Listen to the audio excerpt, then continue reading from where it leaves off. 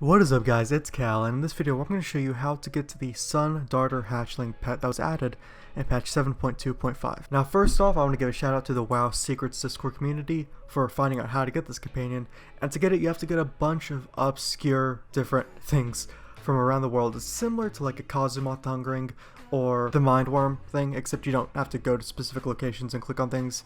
You have to get a bunch of different like BC potions, to brew from Blackrock Depths, to even like a gold coin from a rare mob in Townlong Steppes. Just a bunch of crap, but the first 6 things we're going to talk about are these major protection potions that are from BC. We're looking at the major arcane protection potion, major fire protection potion, major frost protection potion, major holy protection potion, major nature protection potion, and major shadow protection potion.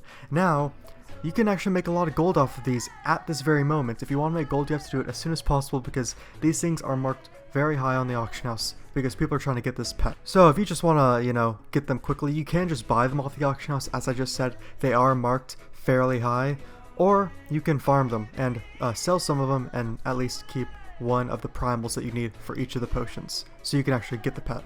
Now first off, I want to say everything that you need to make all 6 of these potions is 1 primal mana, 1 primal fire, 1 primal water, 2 primal lives, and 1 primal shadow, and then 18 mana thistles and 30 crystal vials. Now first up, where I got my primal mana from was at Karazhan. This is the BC of Karazhan, so the level 71. Go through the front door and then go all the way up to where Curator is. There will be mana feeder worms around. Those dudes drop motes of mana, and then you can kill the Curator, go into the next room, and then the following, there's mana feeders all over the place in this room. You can kill them, 10 motes, go into 1 mana, and then you can sell all excess mana you have. You can keep 2 primal mana if you want, and then transmute 1 of the mana into fire, because you do need a primal fire, if you want to do that.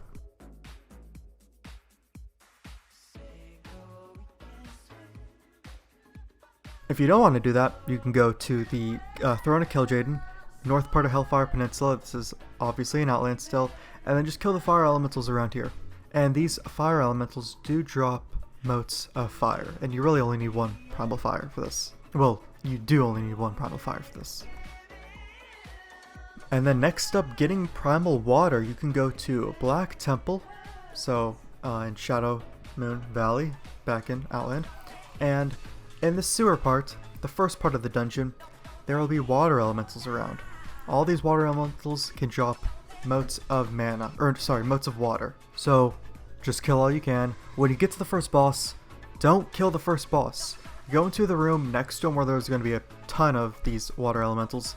Kill them for the primal water, and then if you want to farm more primal waters, go outside of the instance, reset the instance. If you didn't kill the boss, then all the trash before him will respawn, and you can just keep farming motes of waters to turn into primal water. And you can keep 2 primal waters if you want, and you can transmute 1 into a primal shadow if you'd like. Now just keep in mind that these transmutes alchemists can only do once a day. A lot of the times it's easier to just farm the primals, because a lot of alchemists sometimes will have that transmute, especially at this time, will have that transmute on cooldown, so there's that.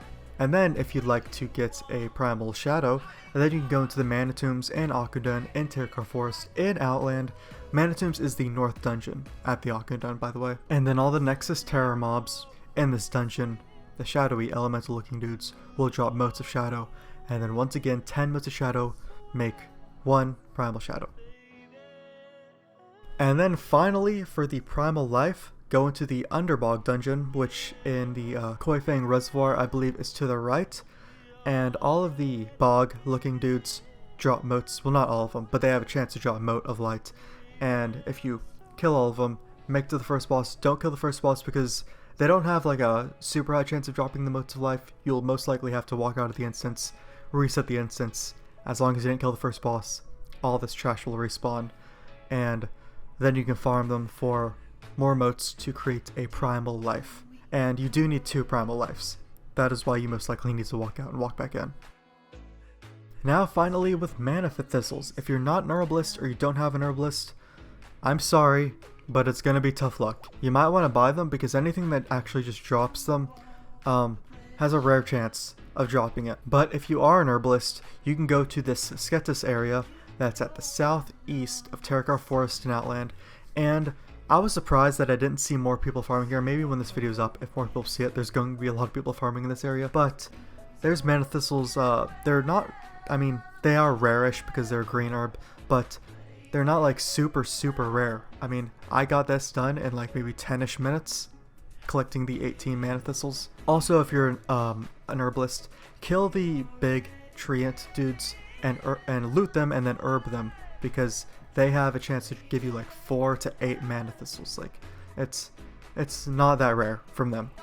So then once you get the 18 mana thistles, just go to any alchemist supplier dude and get 30 crystal vials. And then find your local alchemist that actually has all the protection potion recipes and have them create them all for you. You do get 5 per creation and you only need 1 each, so you can sell the other 4 on the auction house. But I'd recommend selling them after you're done getting the pet, just in case you screw up. Not saying that you are going to screw up, but you never know.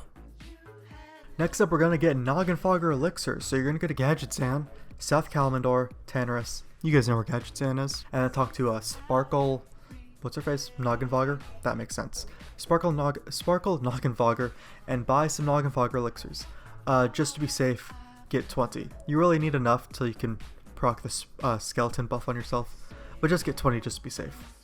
Next up, you're going to go to Town Long Steps and Pandaria, and you're going to go to this location here, and you have to go into this little crevice, little cave, and you'll see a rare called Scotty, or Scotty something, I don't know.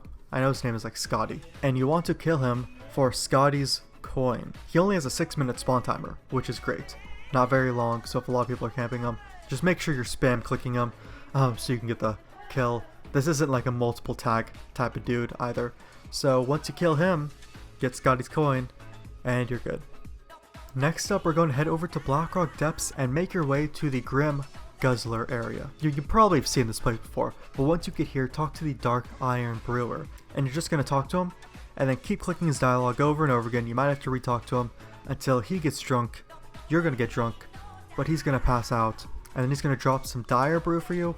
Pick that Dire Brew up because you need it. Next up, this is going to be 2-in-1, Ethereal Oil and Pygmy Oil. Now you do need multiple Pygmy Oils, probably around 10, at least 10 to 20, and you get these from, well, you can buy them, or you can get them from Crystal Song Forest in Northrend. Underneath Northrend Dalaran, there are Glassfin Minnow everywhere. Fish up 2 Glassfin Minnows for Ethereal Oil, and you'll also find Pygmy Suckerfish, which just one of those can create 1 to 2 Pygmy Oils. So you need at least 10 Pygmy Oils, get close to 20 to be safe, and then you just need 1 Ethereal Oil. Now we need the Gordok Ogre Suit. We're almost done, I swear, guys. So go to the North Dungeon of Dire Maul. You're going to go somewhat in there until you get to this place where this goblin seems like he's trapped. He has like a ball and chain to his ankle. You talk to him, you see he has a quest, and you need to get Ogre Tannin from him, which you'll get to him. But the Ogre Tannin, you just progress further up, you go up this ramp, the Ogre Tannin is just in the middle here. Once you pick that up, go back to him, and turn the Ogre Tannin into him for a Gordok Ogre Suit. Next up, we need a little princess costume, which you can buy from the vendor in Dalaran with the Pet Menagerie vendor for 1 pet charm. Very cheap. Or if you don't have any pet charms, but you do have timeless coins, then you can go to somewhere on the timeless I'll sell some. I just know that. Oh, I almost skipped one. So you do need the little princess costume, but what you actually need to put the little princess costume on when it comes to that time is the Perky Pug, which, at least if you're level cap, you probably have the Perky Pug. You get it from the Looking for Multitudes achievement. So it's not a very difficult achievement to get, but you do need the Perky Pug pet. And to my knowledge, he doesn't need to be any specific level. Now finally, you need a Scroll of Intellect, and you need the level 1 version of it. So I'm an inscriptionist, I could just make it. You can make it on the auction house. They're probably selling for like a few K, to be honest. Never in my life would I think a Scroll of Intellect would sell for thousands of gold. But Blizzard's made it happen somehow. So you can try and buy one, or you could just get regents for it, which I assume aren't very hard to get, and then just have an inscriptionist create it for you. So remember how I said the Scroll of Intellect was the last one? This is actually the last one. You have to go to Winter Spring, South Winter Spring. There's this camp here, and there's a High Chief Winterfall is his name. Don't know spawn timer, but I got there and it took maybe 20 seconds from the spawn. There's someone else camping there. Sorry dude, but You gotta do what you gotta do. And this guy will drop a Winterfall Firewater for you. Now, there you have it. Some of those items are buy now pickup, some of them aren't. So some of them you can buy on the auction house, some of them you can't. So anyways, now what we do with all this junk in our inventory, we're going to go to North Winterspring. We're actually not going to be in Winterspring. We're going to just be north of it. If you look at your map, you're actually not in it. But if you look at your world map, you'll see yourself. You're going to go north of it. This place, I believe, can only be accessed via flying mount, and there's a cave. Now you're going to walk into that cave, and you're going to see a fire barrier. Now what you do here is you're going to apply your major fire protection potion, and then you can walk right through it. And then you have to just chill there for 5 minutes. Now the major fire protection potion, and I believe all the major protection potions do have a 17-minute timer on you. At least they did for me. So don't really worry about screwing up or using one too soon or whatever, because they do have a 1-minute cooldown to use. So you do have to wait 1 minute to use your arcane one, and then 1 minute for the frost, and so on and so forth, until you applied the other 5 to pass through the second barrier. Now once you pass through the second barrier, you're going to see this gargoyle here. Apply your Noggin Flogger elixir enough until you get the skeleton buff to where you can pass right through it. If you screw up, by the way, at all through this, you get ported out of the instance, and yeah, you can try your best to walk to where you once were, but also try your best to not screw up. So yeah, once you're a skeleton, you walk through the gargoyle, take the right path to this barrier. It's going to be a vine barrier, and you have to use Scotty's lucky coin to turn into this thing, and then you can just walk right through the vines. Now in this pool of water here, you'll see a water stone. You'll see some pebbles. Just mess over the pebbles until you can click one to get a water stone. Now once you get the water stone, you can go ahead and apply it, walk right out of that vine barrier, and then over to the other path where there's water barrier that you can now walk through because of the water stone. Next up, you'll see a stone watcher. Now you can only pass through them if you look like a dark iron dwarf. So drink your dire brew, and then you can just walk right past them. Now there are 3 paths in this place. Go up the ramp and to the right. You'll see a kind of shadowy-ish barrier. Use your ethereal oil, drink it, and you can walk right through it. Now you'll see a little stone on the ground. To fit your hand into that stone, you have to use your Gul'dan ogre suit to turn into an ogre, and then the Winterfall water. So your hand is big enough to fit into the hole of the stone. So once you apply those 2 things, talk to the stone, reach your hand into it, and then you'll get a buff. I believe it's called a Sigil of the Second buff. Now once you do that, walk out of the ethereal barrier, use your pygmy oil to turn into a pygmy, or you have to use enough of them to turn into a pygmy, and then walk through the next barrier. Now you'll see a rotating cube in front of you. Summon your Perky Pug, use your little princess costume on your Perky Pug, and then interact with the cube, and then you'll get the sign of the first buff. And then you can leave that gate as a little pygmy, and then you just continue on. Now watch what happens here. Watch what happens.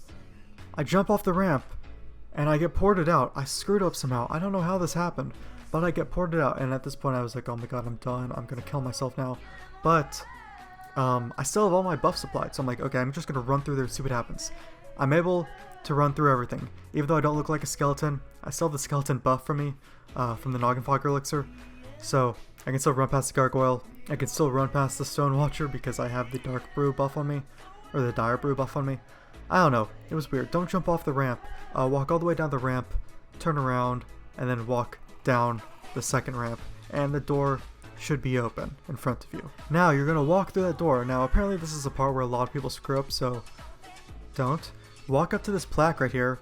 You have to click the plaque. Make sure you click the plaque. You'll read it. You'll look at it. You'll read it. Whatever. Look at it. Click it. Make sure you click it. You have to click it. Okay? And then at this point, you need your Scroll of Intellect. That is the last piece to this puzzle. But you can't apply it until you take off your Winterfall Firewater buff.